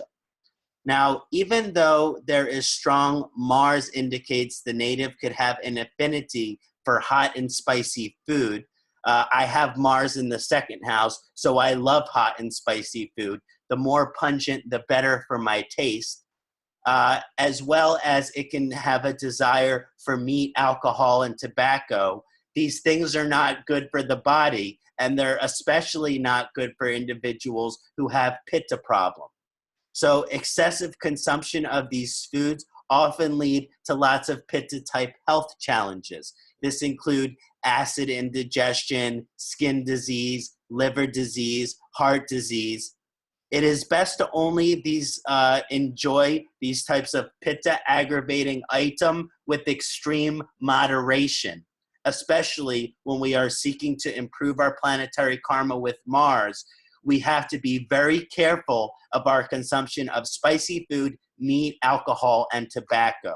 And if these things are to be consumed at all, it is only with the most profound moderation if we are trying to help our relationship with Mars. Mars also signifies surgery and medical procedure. And often when we are looking at Mars karma, we can see the procedures or surgery that the native will undergo through their life. Therefore, to improve our planetary karma with Mars, sometimes we will need to be courageous and allow surgery to be performed when it is for the best. So oftentimes with our karma with Mars, we will have to go through surgery in our life. And in order for us to go through surgery in our life, we have to be courageous and allow that surgery to happen. This can improve the karma with Mars. One thing that I wanted to mention, that it's one of my favorite herb for Mars, is this divine herb called Anantamula. Oftentimes, when there are issues of heat in the body, I like working with the herb Anantamul. Anantamul, I can't explain it. It's just an amazing herb for Mars, and I recommend taking it with warm milk before bed.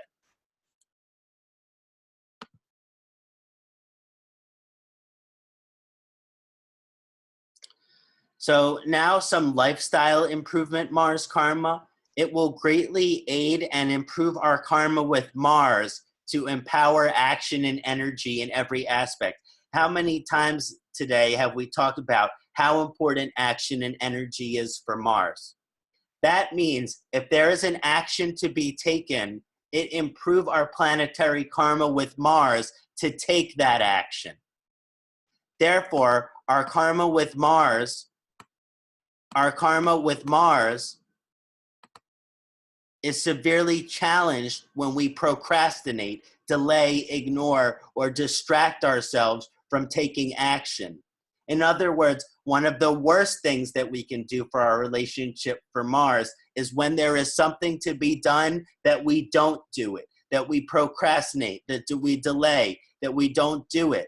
This challenges our karma with Mars. And similarly, there is nothing greater that we can do to improve our planetary relationship with Mars than doing what needs to be done as soon as there is an opportunity to do it, not delaying that action. It will also greatly aid and improve our karma with Mars to be energetic and to put energy towards all the varying aspects of our lives. Therefore, our karma with Mars is severely challenged when we are lazy, sedentary, and without motivation or action. So oftentimes, if we wonder why we are not achieving any success in our relationship with Mars, it's potentially due to lack of motivation and ambition, as well as laziness. So we greatly improve our karma with Mars by never allowing ourselves to be lazy.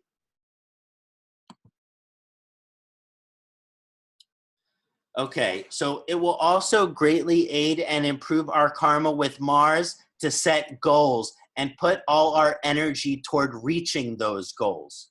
Mars is associated with accomplishing goals, but if we don't set the goals, then we cannot accomplish them. So even though Mars helps us to reach our goals, Mars helps us to accomplish our goals, if we don't set them, then there's no chance for us to reach them. Also, this means to improve our Mars karma, our planetary relationship with Mars, every opportunity to reach a goal must be taken. It challenges Mars karma to procrastinate or delegate responsibilities or work towards meeting a goal. If we want to improve our planetary karma, we have to uphold the motto: if you want something done, do it yourself. Now, it will also greatly aid and improve our karma with Mars to put action and energy towards reaching the highest position in given field of occupation or expertise. Because Skanda is the general of Lord Shiva's army, the highest position in the military. Similarly, when we improve our planetary karma with Mars by doing everything within our human potential, using all the energy we have to grow in position, to grow in prestige, and to grow in reputation in our field of expertise or occupation.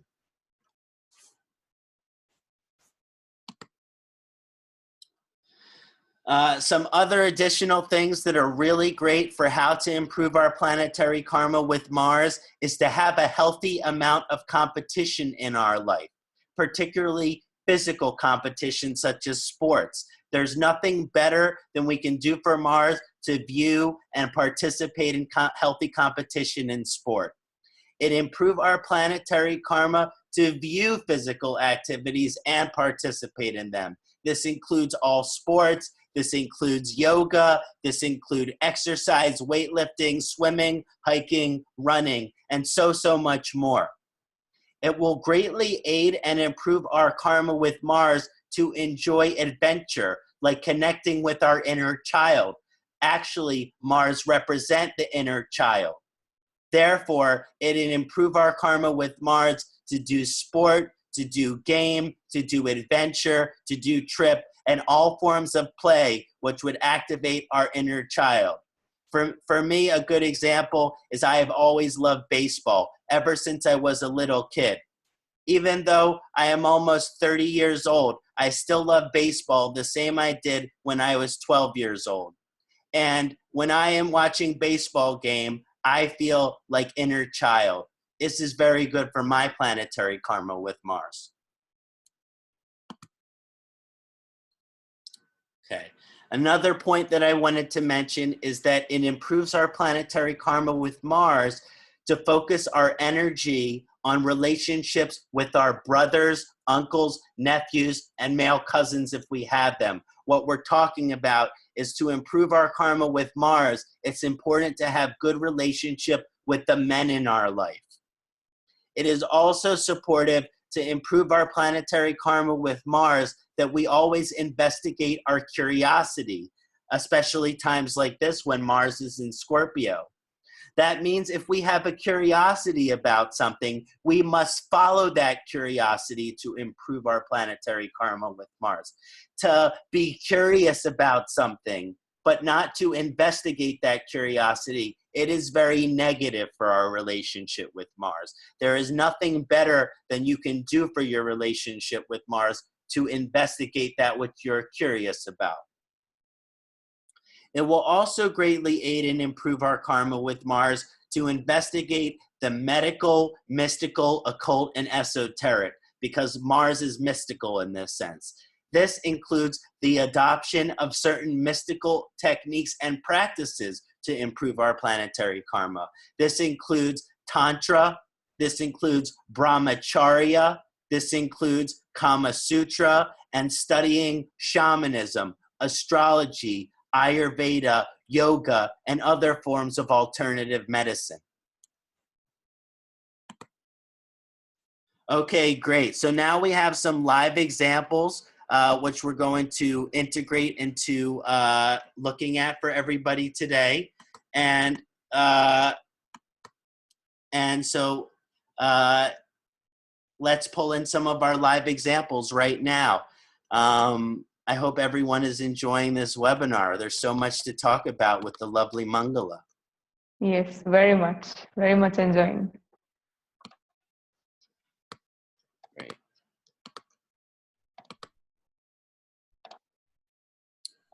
Okay. So is Georgina here? I can't see her. Let me look under participants. No, I can't see her. Okay, I don't think she made it. Oh, I think Yes. I think it might be Gina Kerr. I think Gina Kerr is Georgina. Okay, Gina. Okay, yeah, she's saying yes. Okay, we'll pull you into analyst. Okay.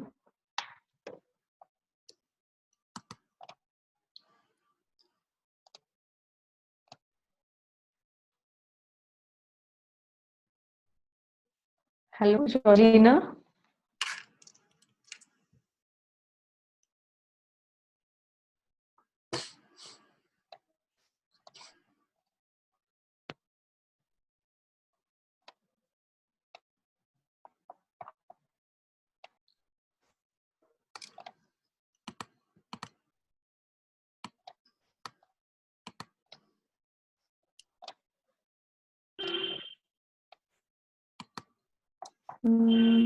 I can't see her in the panelist window. In the panelist window? Yes. It won't let Though me. I've Oh, she just promoted her to panelist. Huh, I can't find her under attendees now either. Yeah, right. Okay.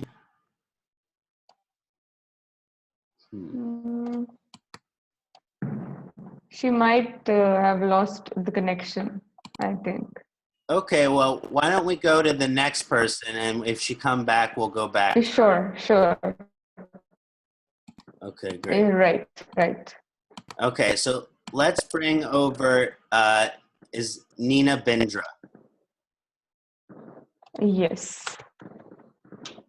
Okay, I'm promoting her to panelist.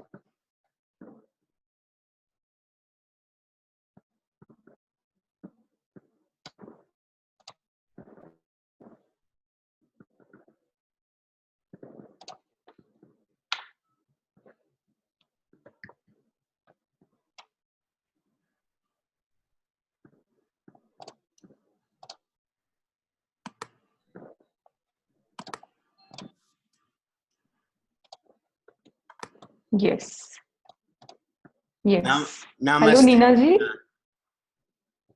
I think her mic is muted.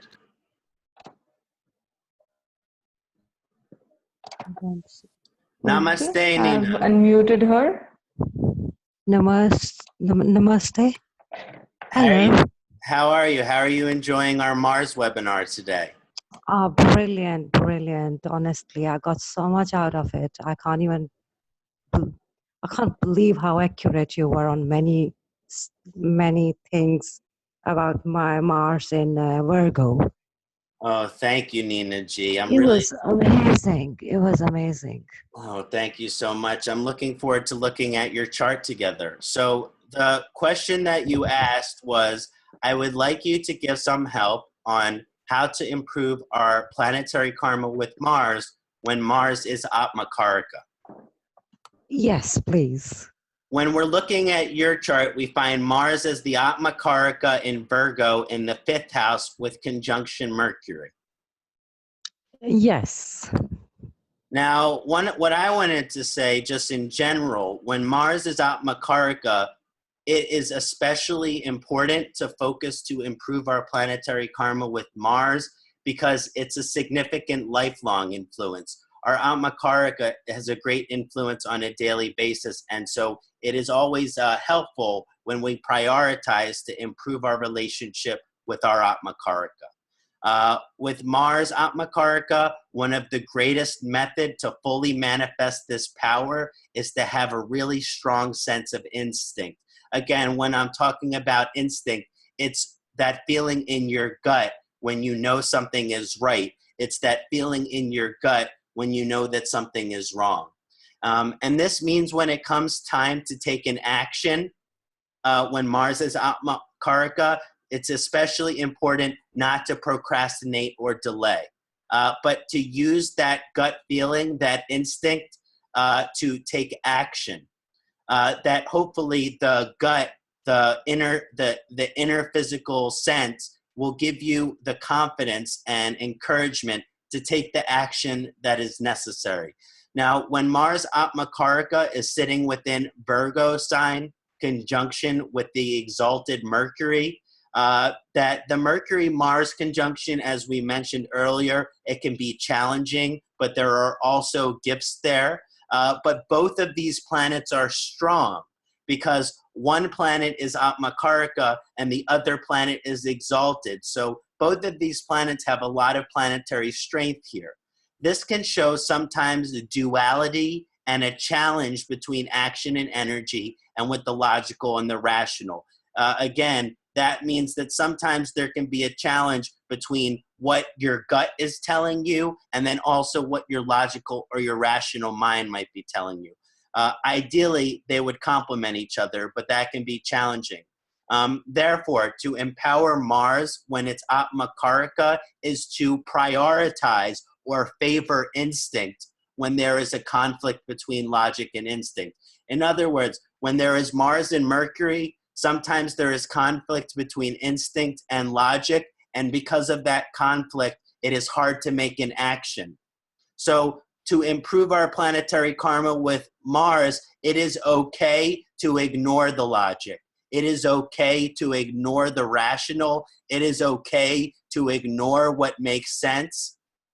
And it is more favorable to choose the action, which is your instinct, which you are feeling in your gut. So if oftentimes I recommend for the Mars Atma Karaka, when there is conflict in this case between logic and instinct, that it is okay to favor instinct. It is okay to follow the physical sensation and give less priority to the logic, even though that will probably be very difficult.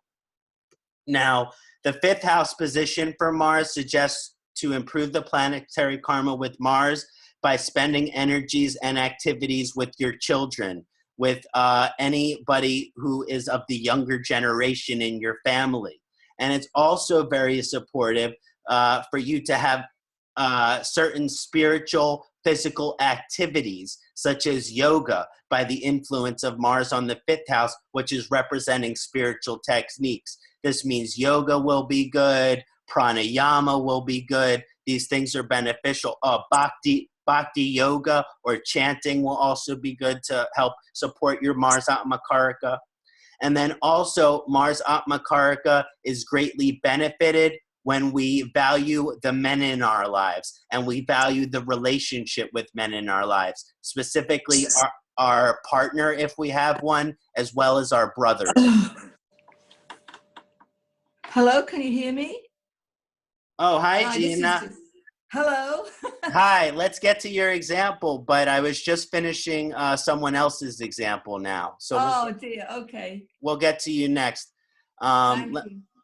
Nina, are you still there? Yes, I am. Yes. I am. Okay, great, wonderful. Okay, great. So does all of that make sense, Nina G?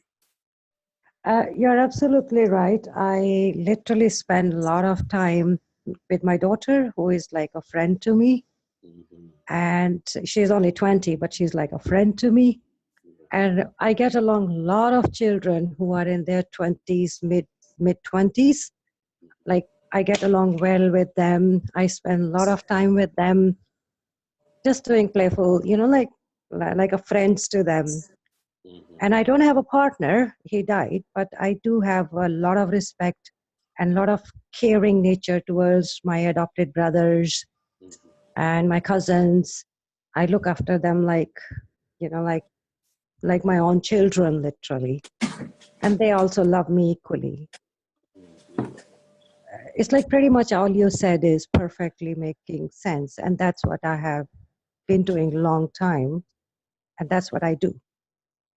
Well, then I'm happy to hear that. It sounds like you are, I feel intuitively, you have a strong devotion to improve your planetary karma with all of the planets. And I'm happy. And I also do exactly what you said, do some mantras. I'm quite spiritualist. And on the other hand, when you said go with your gut and go with your instinct, I do get, I have like those capabilities and abilities, like out-of-body experiences, and I get intuitions and I get dreams, parallel dreams, things are happening. So all of that is, but yes, you're right. Sometimes I cannot tell people something is about to happen because I don't know. I get tongue-tied. Yeah, of course. And that can also be the Mercury conjunction can be a little tongue-tied with Mars. Because I can't tell them what's going to happen. I see it, but I just can't tell them. So I don't know. Mhm, mhm. Well, thank you, But Nina. It was very thank nice you. looking at your query with you, and I look Thank forward to you. our continued work together in the future. Sure. Thank you very much. It was very insightful. I can't thank you enough. Thank you, Nina G. Bye. Thank you, Nina ji, for joining Thank you. us. Okay, Georgina, you there? Yes, I am. Okay, hey there. How's it going? I'm okay, thank you. Okay, so the question that I have for you is that you're in the last years of your Mar Dasha. You mentioned that Mars is also your Atma Karaka and very unique conjunction of K2 in the 12th with Aries. Yes. You mentioned having to end a difficult relationship in this Dasha, but there was lots of spiritual growth, including diving deep into Vedic astrology. And but even with that, there's also a lot of isolation and pain. And so what lessons of the Mars Dasha to take forward with you to the upcoming Rahu Dasha? Yeah, that's right. Again, this is Georgina's chart, everyone, South Indian and North Indian. And when we're looking at the position of Mars, we're looking at 12th house Atma Karaka in Aries, natural sign, with rulership of the 7th house and rulership of the 12th house. So whenever we are living in the dasha of the planet, which is our Atma Karaka, that's a very important time in our life. And that dasha will have a profound influence in our life. Your Atma Karaka has very good dignity in the natural sign of Aries, but has some challenging energy because of the 12th house position. Additionally, Mars rules your 7th house conjunct with enemy planet Saturn. So that is a challenging Mars aspect as well. Mars activation of 12th house and rulership of 7th house creates certain difficulties or issues, as the 12th house position is for moksha. And that supports the Mars Dasha to be beneficial for you spiritually on your path towards moksha, on your path to samadhi, on the path to your highest spiritual evolution, especially because K2 is moksha karaka. You have moksha planet in moksha house. This is very significant.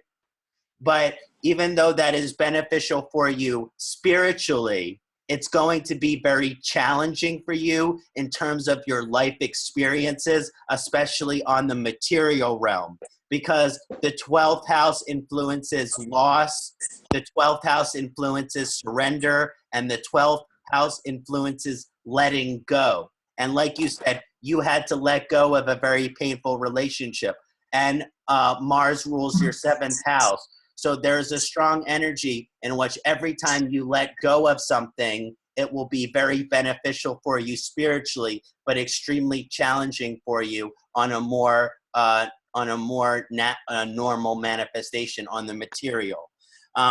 This aspect of rulership of the 7th could show moksha through letting go of any partner who doesn't support your highest truth. Basically, with the K2 influence, it represents the higher calling, and because that is connected to your 7th house, if the person that you're in a relationship with is not supporting your highest spiritual evolution, well then K2 and Mars will take them away from your life. So you are only allowed to be with a partner who is also very supportive of your spiritual evolution. And anyone who gets in the way of your spiritual evolution, K2 and Mars will take them away from your life. Which is good for you spiritually, but is painful, again, as a human being. Moving forward to your Rahu Dasha, is that over your Mars Dasha, you have lost certain attachments throughout the Dasha, which help your spiritual evolution. So there were certain things that you had an attachment to. You no longer have an attachment to those things. And you're deeply connected to your spiritual path because you let go of many things which no longer support you. And this will be very helpful in your Rahu Mahadasha, which is trying to help you live in the moment, which is trying to help you live one day at a time and surrender your preconception. So your surrender of everything during your Mars Dasha will also help your ability to live in the moment when you go towards your Rahu Mahadasha. Now, interestingly, the Mars Dasha activation on the 12th house took you outside of society, more into the spiritual world. But Rahu, because it's in the 6th house, will bring you back to the material world, will bring you back to the Artha, which is prosperity and success and financial security. So what's also very interesting is you're leaving a spiritual time of your life for something where you will be brought more to the material again, and you will be working again. More business. Oh, that's amazing. That's amazing. Thank you. Can you hear me? Yes, thank you so much, Georgina, for sharing your question. It was really good. Okay, that was amazing what you said, actually. It's all very true. And I've been a bit scared of going into Rahu, been a bit scared, but I think it's going to be more positive, as you say, actually. Yeah. Yeah. And my intuition is it will be very beneficial for you financially. Oh, that will be very welcome. Yeah. I hope so. Because with the K2 in the 12th house, it makes it really hard for you to save money during the Mars period. Yeah, I do save, I do save, but I've had some challenges. Yes, that's true. I've had some challenges. Can I just ask you one thing? Of course. Just ask you one thing, because I'm adopted and I met my brothers, during the Mars Dasha. Yeah, I wow. I found I have two brothers I had no idea that I had before. And I'm wondering what's going to happen during my next Dasha with that, whether that's going to help take it forward or whatever. I don't suppose you can see that, but well, what's very interesting about your K2 Mars conjunction is I've seen this before, because K2 is a tail with no head, and which means we can't see it, which means we're blind to it. And Mars represents sibling. It's not the first time I've seen K2 Mars where the person find out that they have sibling later in life. Oh, that's amazing. Because K2 would make you blind about it for a certain portion of your life. Yeah, well, I'm 60. Yeah. I'm 60. That's amazing. And part of the reason that is because there's moksha, which means not attachment. But so maybe part of the reason that, in other words, maybe there's a vulnerability towards attachment to them, which is why there was a delay in that manifestation. And K2 represent our past lifetime. So even though these people are your adopted sibling, that in your past lifetime, your souls have been traveling together. And so it's more like more biological on a soul level. I imagine the relationship will only deepen over the rest of your life. Okay. Thank you. Thank you, Georgina. Thank you very much. Thank you. My pleasure. Wonderful. Thank you, Georgina. Okay, so next we have Amit. Okay, I'll make him a panelist.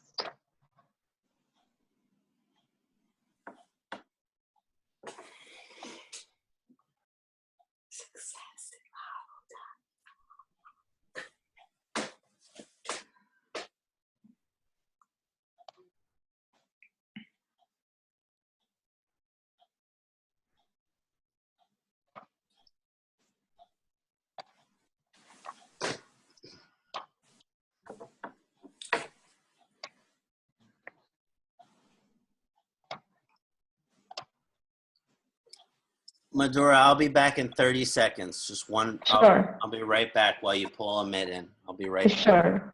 Sure. Wow. So after we get all dressed up and doing a big thing, I was on. Yeah.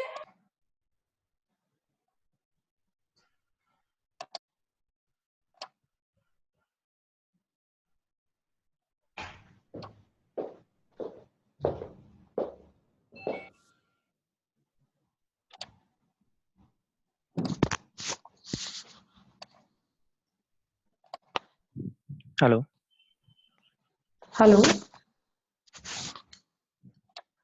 Hello, Amit. Yeah. Hello. Yeah. Hi. Kṣaṇāti will be back in just 2 minutes. Okay.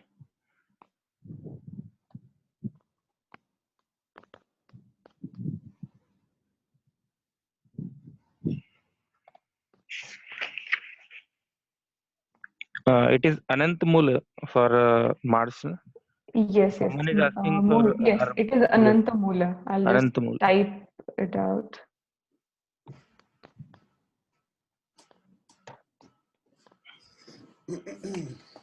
Okay. Yes. Namaste, Amit. Hello. Yeah. Namaste, Kṣaṇāti. How are you Yeah. doing today? Yeah. It is great to see you again, Kṣaṇāti.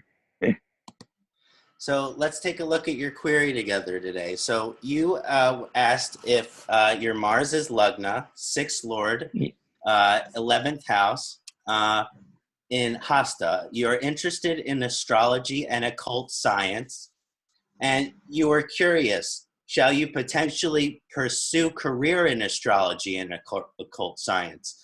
You're currently working in telecom wireless technical support, and you're wondering if how to improve your specific karma with Mars and how Mars influences your career and the work that you do. Yes, exactly. When we're looking at Amitji's chart, we're looking at Scorpio Lagna with 3 planet, K2 Sun, Jupiter, and we're looking at Mars position in 11th house in Virgo sign, also Mars rulership of the 6th house. Now, when we're first looking at your planetary karma with Mars, we notice Mars in Virgo position in 11th. You mentioned your career in telecom, which can often be shown with the Mars and Mercury sign or the Mars-Mercury relationship.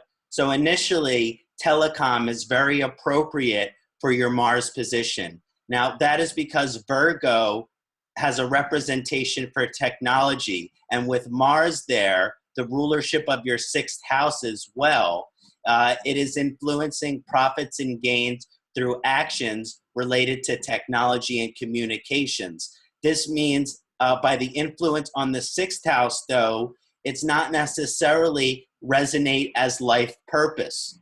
It might be the work that you, it might be the work that you do and the wage that you get paid, but it might not resonate in the deepest sense as far as your life purpose, much more so because the sun is in Scorpio and the Leo rules your 5th house, something along the lines of the occult, the esoteric, that would resonate more as the life purpose. But the energy in the chart shows that your financial growth is closely connected to the telecom. Now, you mentioned your career and work in potential career and work in the astrology of the occult sciences. I really felt this is supported by your Lagna because of K2 Sun and Jupiter in Scorpio. 3 planets in Scorpio, including the Sun, which is the ruler of your 10th house. So I could see your enthusiasm for these areas, as well as it resonating as deeply meaningful and valuable for you to work in this type of field. However, this type of alignment supports a powerful aspect of your dharma to be aligned to the spiritual wisdom, mysticism, and occult or esoteric practices like astrology, Ayurveda, yoga. It will show that it's part of your dharma to investigate those practices. You have 3 planets in Scorpio. I believe that the chart shows that it is your dharma and your higher calling to explore astrology and the occult sciences. But because of your Mars position in the 11th house, it might suggest that you will make more money, more profit, more financial success in technology and communication, even though your dharma and your passion would be the occult sciences like astrology. It isn't that strong in your chart for you to be able to make that much money off of that. So even though it is your greatest dharma and passion, which you have a special gift in, I don't necessarily see it as income for you. And to improve the planetary karma with Mars, I want all your motivation, action, and energy towards work in communication and technology. So to devote all of your action and energy towards the form of work which is benefiting you financially, while I want you to co-balance your deepest passion, your greatest hobby, which is a part of your dharma, which is the exploration of occult and esoteric aspect like Jyotish. Yes, exactly, Kṣaṇāti. Actually, my interest is started in my Rahu Mahadasha recently from last year. Mm-hmm. So as soon as my Rahu Dasha started, I went in astrology, Mm-hmm. and you clearly detailed my question, and you clearly answered my question, and clearly I got your point. So Amit, I can see you being a well-studied enough astrologer to do readings. But I just think that it's important that you have an alternative form of income. Okay. Like I see your Okay. gift as an astrologer, but I see that you could make even more money in technology and communication than maybe you would make in astrology. Yes. Yeah, it makes sense. Okay. Yeah, Thank you, Kṣaṇāti. Thank you. Yeah, Thank you very much. Of course, Okay. brother. Namaste. Om Namah Okay. Shivaya. Om Namah Shivaya. Thank you, Amit. Okay. Okay, Madhuraji, is Dinesh Ji here? I can't see. I didn't see him earlier. Yeah. I don't think he's here, but he's going to watch this later, so we'll just look at his chart and kind of answer it quickly. He wanted to Sure. know how and what role Mars is playing in his life, particularly health, career, and relationship. We've looked at Dinesh G's chart before. He's a Mars in the Lagna in position of Pisces, and Mars has rulership over second house. Mars has rulership over ninth house. When looking at the planetary influence of Mars here, we find Mars in Lagna of Pisces. Mars also has rulership of second and ninth house. And since Mars has position in Lagna, this has profound influence on the physical body and balance of the Ayurvedic dosha, because the Lagna has a profound influence on the body. So whenever a planet is in Lagna, it influences the dosha of the body strong. So Mars has a strong influence on your health, Dinesh. And Mars is a strong Pitta planet. And so as far as health is considered, there is strong Pitta element to the constitution, your Prakriti, but also a vulnerability to the Pitta type imbalances or health difficulties known as Vikriti, or the current state of your dosha. Mars influence on second house, which influence finance and family. For finance influence, it can show Mars can go strong towards making money, and good action and energy can go towards Artabhava. If you put action and energy towards making money, then you should do a pretty good job. But for Mars influence on big picture family, it means often there is a very powerful and passionate relationship with your loved ones. But because of Mars, sometimes that relationship can be challenging in the Pitta type sense, which means your relationships can create frustration and irritability. You can be short-tempered potentially with some members of your family. Also, Mars influence on 9th house says that your spiritual evolution is an investigative path, and you must take action and energy towards investigating your mystical, occult, and religious curiosities. It is very beneficial in your chart to put action and energy towards your spiritual evolution.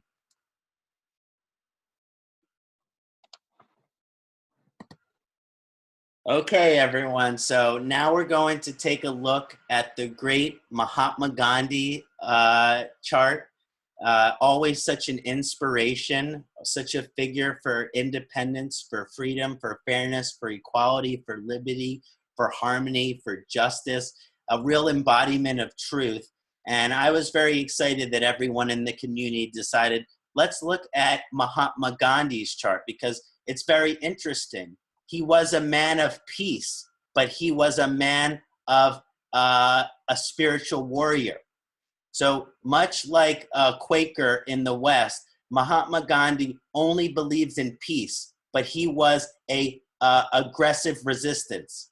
He believed doing everything that you can outside of violence in order to manifest truth. And I just think that he has a very powerful spiritual warrior energy. And I really like that about Gandhi's chart.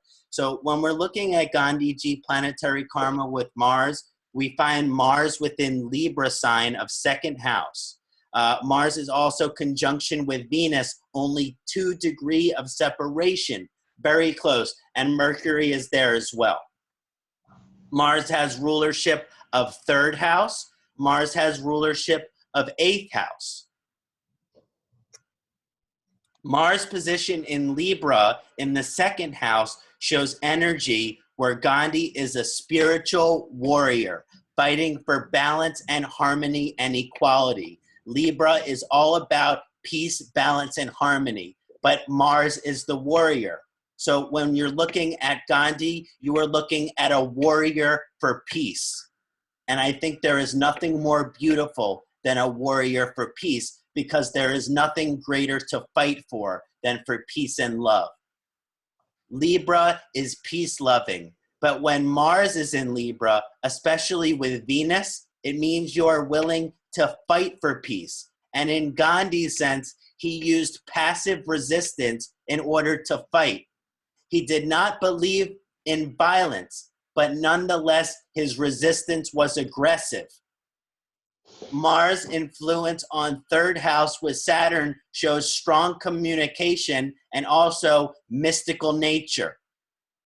Mars influence on 8th house with retrograde Jupiter supports a very mystical individual. We talked about the combination of Jupiter and Mars that allows wisdom to be put into action.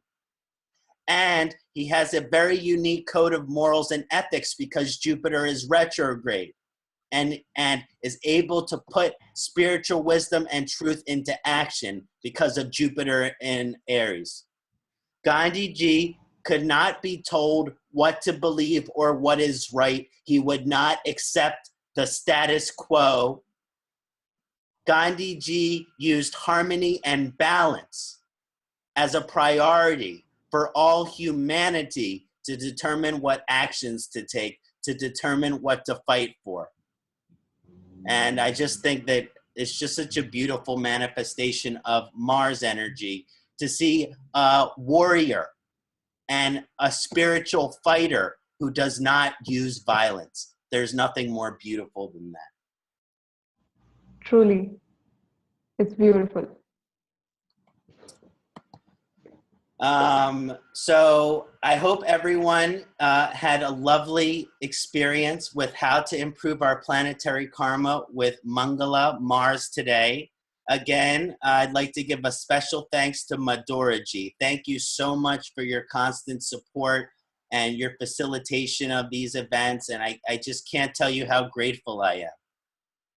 Thank you so much. Thank you so much, Kṣaṇāti. It was absolutely brilliant from start to end, including remedies, including Mars relation with other planets, other signs, then at the end, community examples, the way you answered their questions, and at the end, the perfect example of Mahatma Gandhi ji manifestation of Mars into his chart. So everything was simply brilliant.